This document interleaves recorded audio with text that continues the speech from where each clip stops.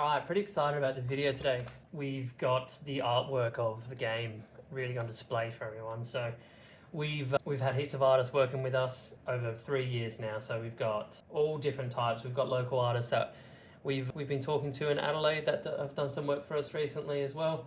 And we've got international artists that are all just contributing to the game. So it's a lot of fun. There's a lot in here. So the artwork of the game is really important. I've been working in visual effects as an artist for easily over 10 years now.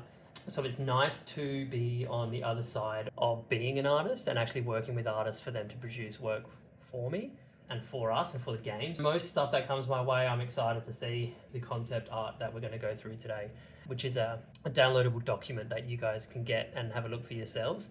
All the different stages from just sketch thumbnails through to kind of final renders. And so there's a lot in here that I want to go through, and I'm really excited because it's breaking up some of the content that we're putting out as we're going into August and into September. There's less talking head and me just jibber jabbering about the game and more looking into the actual development of some of the art behind the scenes. We'll dive into it and have a look. So this is what we first see, the Art of Archaic Realms, right? So there's 17 pages in here. There's a few pages that's just what the world is. So you kind of can connect what the visuals that we've done through some of the artists.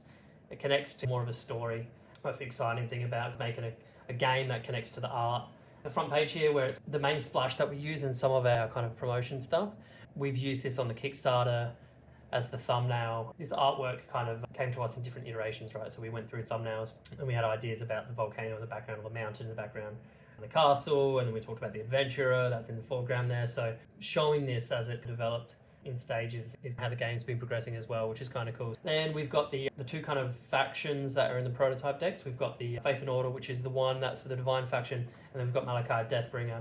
He's a Necromancer on the Shadow faction. So these are the two probably earlier artworks that we got. The artist Tetsky, he produced such really good work straight away, and we wanted to use some of the early heroes and stuff that he gave us as the prototype decks. So most of the hero work that you've seen is from him. We've got then the factions. These are really early stage kind of icon development stuff that we did. It gives you an idea about what the factions are and the kind of color concepts around them, right? So a lot of these colors and a lot of this visual tone that went into all the artwork for those heroes. Even the allies, the spells, and the augments have those kind of colors weaved through it. That's how we communicate to the artist. We'll give them a visual brief, and it will have just color theory around this faction is, what colors they use, what their tone is, what their theme is, and how they sit in the world. And then the artist goes back and then builds up what they think they look like, right? So some of the pages that we've got in here is just the progress shots, early concept to final. A lot of the time the artist did this in their own time, and then they showed us the stages of the work that they've done. We're in a tricky time where we're not too sure how artists work, so we want to make sure that they can show us either, not necessarily their files, but the stages of their work. 2 reasons.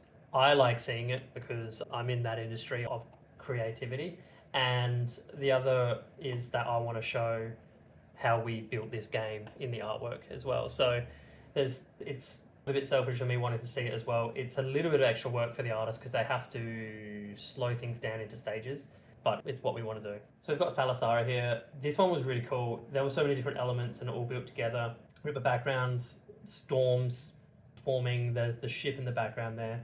She's the ocean leader, right? So she's powerful. She's got this staff, controls water, is safe. The idea is that she's safe around this kind of raging storm. That's the idea of the entire faction, is they're defensive. So all these elements built together, and it came together in one final piece. And so this one's one of our favorite ones. We've got now an Augment, right? So Hook of the Flesh Harvest, early stage concept. We reached out to some people. We wanted weapons and we wanted swords and hooks and things like that. So we gave him an idea, and then Manidu, he came back and he gave us these really cool, like, butcher's meat hook, like flesh rendering kind of ideas. This fits into the Shadow faction. Destroy an ally and then harvest it to bring it back as a zombie was the idea. Then we've got some Shadow allies, right? This is a local artist. We reached out to 2 local artists, Sam and Tori. They are postgraduate students at an art school here in Adelaide. We wanted to keep the work pretty, I don't want to say not final, but we want to just kind of like as far as look development as you can get, right? Don't overdo the lighting, don't overdo the textures. Get it, really focus on the silhouette of of the piece, and then just add some color in if you got time, right? So they sent us sketches. They looked awesome. Then we picked the favorite sketch and they developed it further with lighting and color and some other stuff.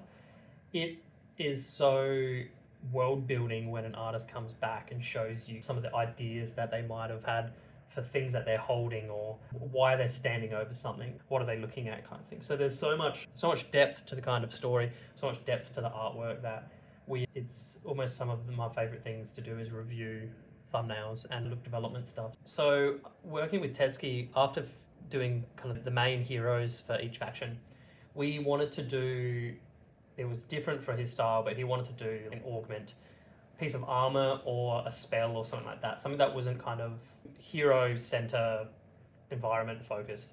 So we had this idea of a gauntlet. It's obviously going to empower one of the allies of the divine faction, so it's got like a glowing kind of power gauntlet or something like that, right? Gave him an idea of like this is what we want it to do. It's going to empower a spellcaster, and they're going to do more stuff with it, right? So come up with this idea. It's like underwater. The person that it's attached to is probably not with us anymore, but like it's the gauntlet itself is like waiting to be found, right? So it's glowing. It's got all these different bits. It's connected into the arm, so it takes over the arm, right? So it came as like a final piece, but like all the different bits were connected. The armor of the adventurer that it was attached to, why they're underwater. It all just comes together really cool at the end. So it's an awesome looking piece. We've got it on one of the cards that's like a legend. I think it might be a legendary card. And we really want to put like some of the kind of more stunning artwork on some of the cards that are a bit more powerful perhaps in the game. Shirakuro, he did 2 of the main environment pieces. So we've got some faction objectives in the game that are, the cards are going to be horizontal, not portrait.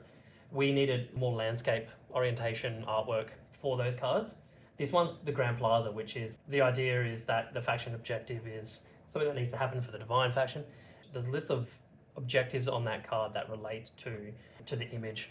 Is that cast 4 spells in a turn, connected to going back to the Grand Plaza to sell spells or to train adepts in how well they've done at completing that objective, right? So the idea is that the artwork builds out to some of the things that actually happen in the game.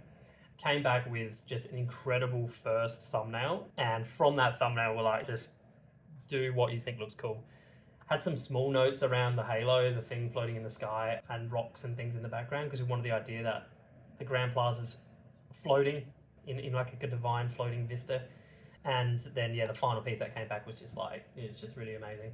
The image that you first saw in the start of the concept art book is that we wanted the idea that the adventurer is overlooking a castle, the divine faction maybe have helped ward that castle, it's safe, but in the background of that there's the shadow, kind of ominous glowing, maybe they've empowered that mountain or something like that. And then the adventurer in the foreground is like a new player, right? So you guys that are going to play the game, hopefully, where they're going to go, who they're going to choose. That the foreground character, Shirokuro, came back and it just was an awesome kind of hand-drawn, anime-ish style kind of adventure with these tattered robes, and it just looked awesome.